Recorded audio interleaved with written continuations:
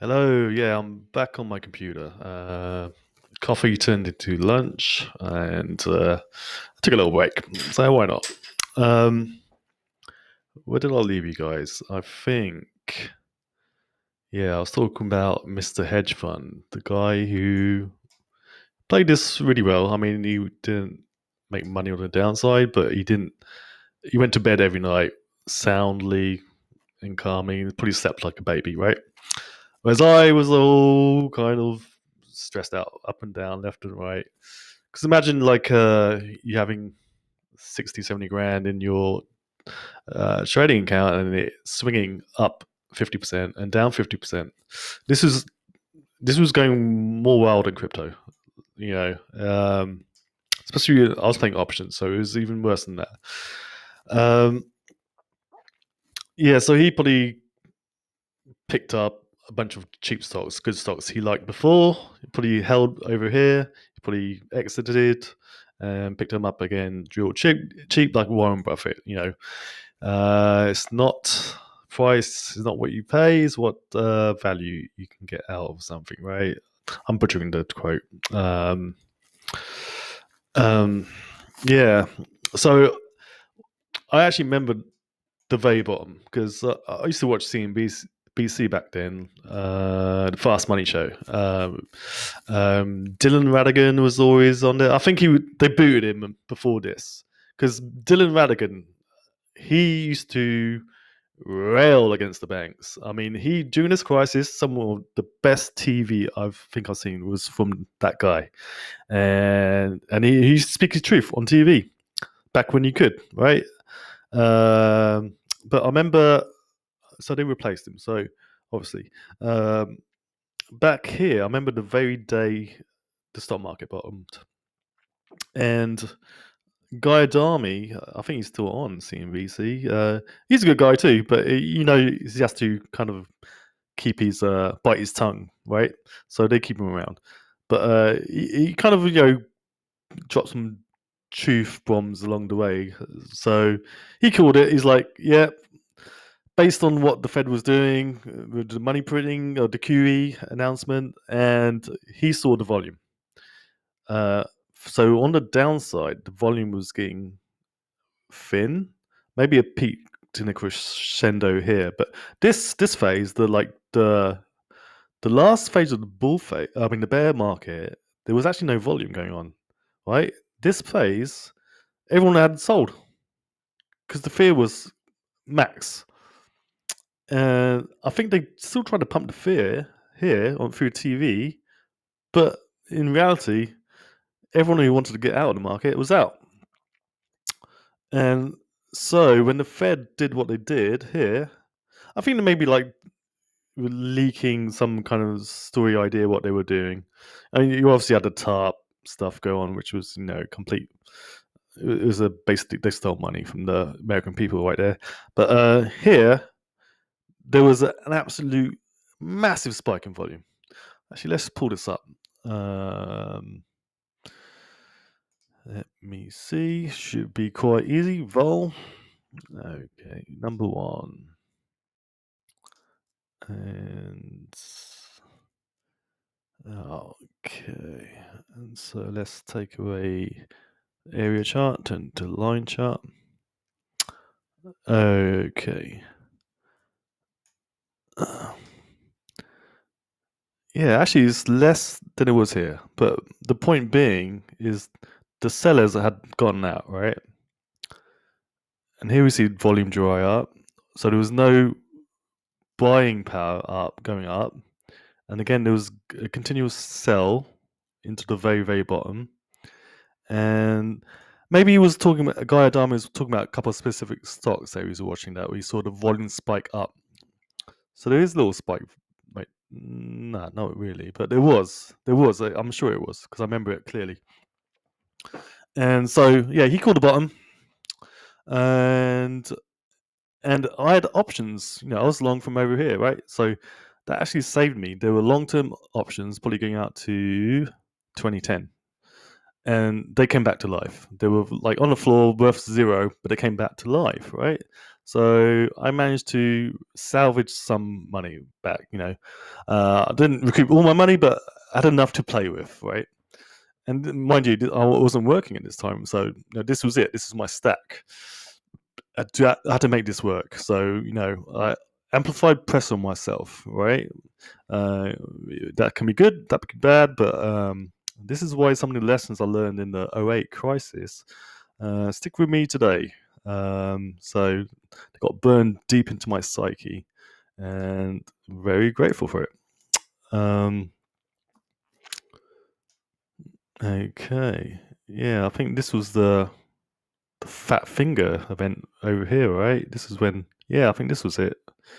When they blamed a guy in London for causing all this, I think it was like 1,000 point down day on the Dow, and they blamed this one guy in London who's Indian dude. But yeah, I think that was a bit of a hoax, to be a bit of a red herring of a story. Um, yeah, so back to my personal story. Post 2009, early, I would say March, April, had a friend approach me, and he actually quit his job previously in '08, and I guess he had managed to get hold of his 401k money, right? And he waited, I guess, for the tax reasons. And he told me, yeah, I got like 60 grand. I don't know what to do with it. I'm like, well, you can buy stocks. I mean, they're cheap, right? I mean, you ain't gonna get a cheaper deal than this because, like, if you look back, '09 April. I mean, you're right at the bottom, right? Perfect time to enter. Uh, I do remember people calling for a return to the '90s level, but I'm like unlikely because I mean, I'll prove it because I was already looking to go along here, right? So so yeah, I told my friend, yeah, buy stocks, and so he's like, which stocks? I'm like, well, do you want me to create a list for you, like a portfolio? He goes, yeah, sure, why not? I kind of regret it. I was like, I should have just told him to buy the SPY, right? Just lock and load it, sit and forget. Because with stocks, you create yourself. Now you gotta kind of watch the market more, right, and see how the stocks are performing. If they are doing well, do I need to get it out of this stock, or if the story's changed on your thesis, right? So I just created a basic, broad, diversified portfolio for me. It's like 12 stocks, so 60 grand divided by 12, right? That's 5 grand a stock, share, or company, however you want to call it. And my basically the way I designed his portfolio was to bet on a rebuild. So they were kind of boring companies, to be honest. They weren't flashy. They were, high growth, big names. Because this is not my money. I don't want to. I don't really want to hear from him again about it. So I can remember. I can't remember all 12 names, to be honest. But I can remember like 5 or 6. Let's see if I can. And I've already saved them on my watch list. So let's have a look. Actually, one of the stocks I did recommend was Dry's Shipping Company, and I remember that was just it was like up here. It was a high flyer back in the mid 2000s, right? And it got annihilated. So it was basically trade like a penny stock. So actually put that into his mix. I shouldn't have done it, but because it ended up going bankrupt and not trading anymore. But I figured ship goods, yeah, they'll come back. China will come back online, and they did, but they didn't use that company. So there was may have been some like shipping container wars going on. They're like Maersk and all the other big guys probably trying to squeeze out the small guy from competing with them, right? So yeah, out of the 12, one went bankrupt. So that's why you do have a diversified portfolio, right? Excuse me, just let me take another swig of coffee.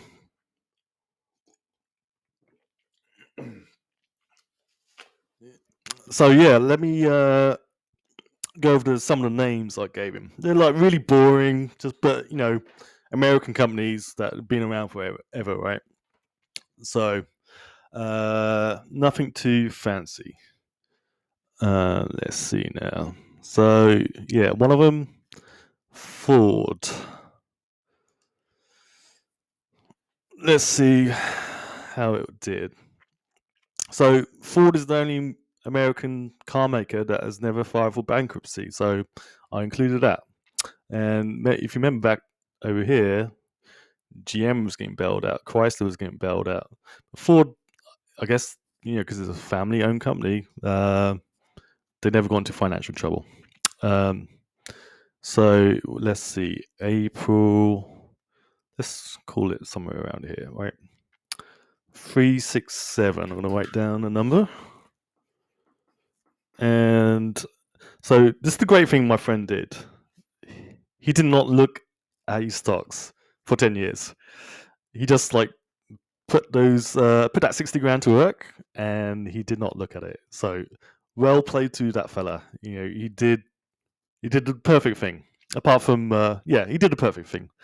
So let's look at the price. Look at that, 365 to 20. Wow. I mean, that was the trade. It was the comeback story. People were doing cash for clunkers, right, and all that kind of stuff. So yeah, Ford was a good buy. Has it actually underperformed since then?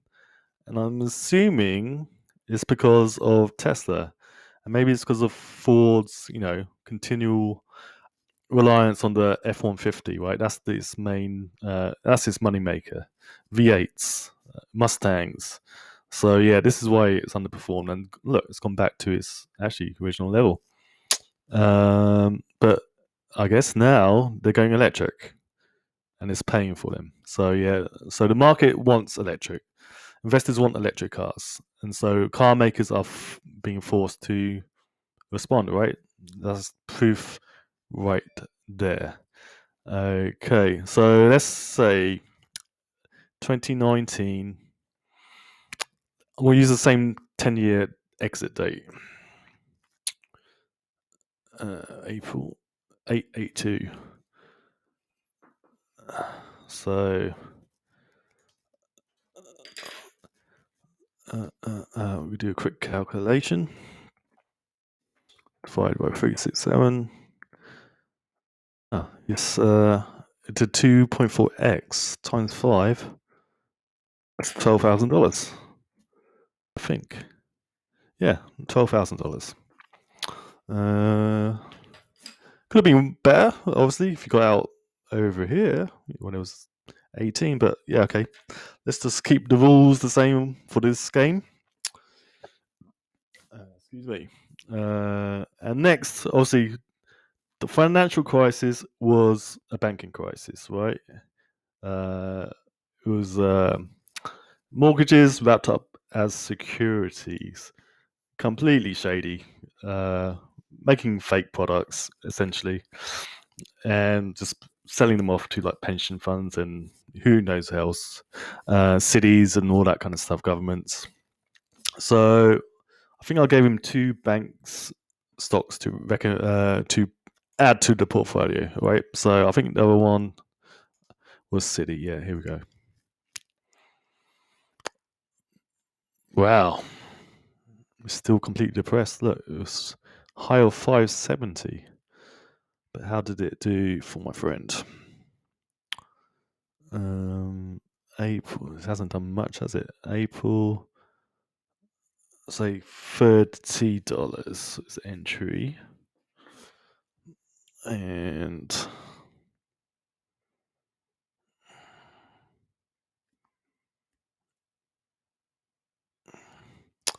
44. So basically 50%, right?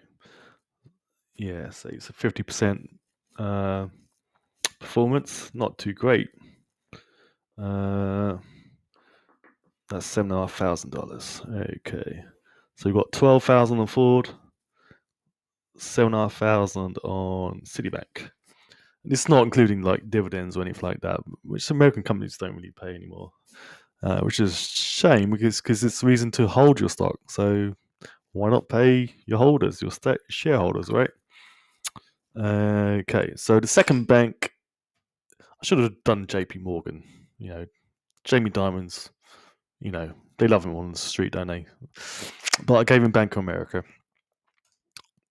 It's just a solid name, right? Even though they suck, like all banks. Okay. Let's do $8 of entry. So, like, they're not gonna be this. It's not gonna be accurate, but let's continue. $8 entry. I was charting this for some reason.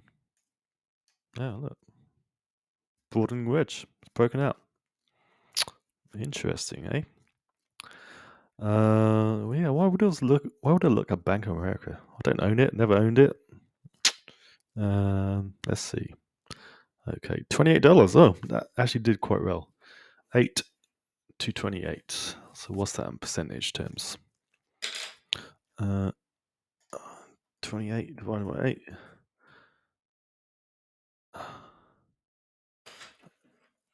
That's 3.5. Is that 3.5x? Am I doing this correct? I think I am. Yeah, 3.5 times 5 grand. That's 17.5. No, I'm not doing this correctly, am I? Hold on. If you've got $5,000 divided by 8, you've got 625 shares. Okay, times that by 28. Yeah, okay. Yeah, 17.5 grand. Yeah, I was on the right track. 17.5 grand. I'll do that going forward. Actually calculate number of shares. Which one's next? Okay. Micron. Yeah, I should have gave him more tech stocks, but wow, look at this one. This could be forming and has formed an inverse head and shoulders. There's your neckline, there's your breakout, there's your retest. How high is this going? $1.92. Wow, $35 on top of this would be $70. Oh, we already done it. It's already meeting the target. Now it looks like it's gonna head 200, right? So you missed out on that one. But let's see how we did for my friend here. Say $3.40. $3.40. So 5,000 divided by 340 equals 1,470 shares times. What's his exit price? Our imaginary friend. It's not imaginary, but